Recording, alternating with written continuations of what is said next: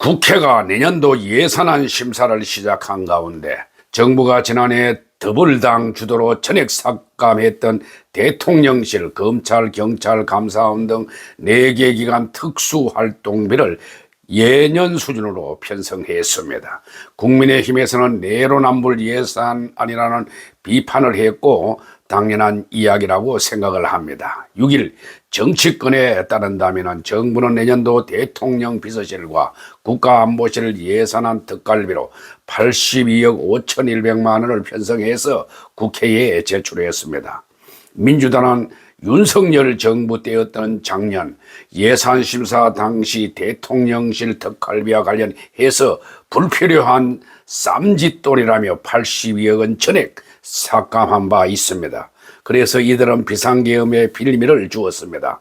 또 정부는 지난해 예산심의에서 민주당 주도로 삭감했던 검찰, 경찰, 감사원, 기재부 등의 특활비도 예년 수준으로 복구했습니다.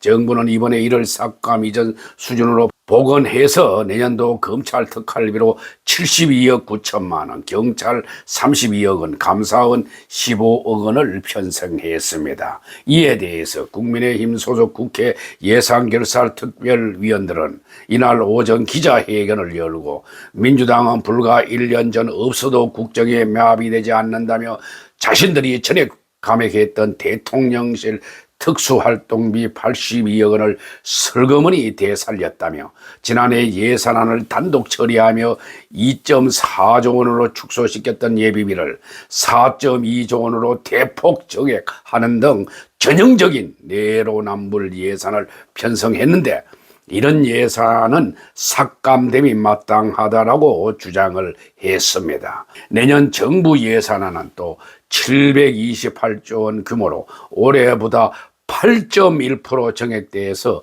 사상 처음 700조 원을 넘어섰습니다. 윤 정부 때는 매년 3 내지 3.5%의 안정적으로 건전 재정을 유지했는데 이재명 정권은 취임 1년 만에 8.1%나 증액시켜가지고 국가 채무를 크게 증가시키고 있습니다.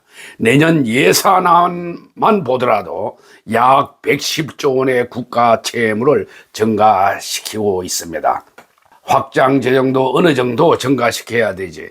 이렇게 증가되면 국가 채무가 급증해서 지금의 20대, 30대가 30년 후에는 반드시 갚아주어야 할 국가 채무만 증가하게 되는데 심히 우려하지 않을 수 없습니다.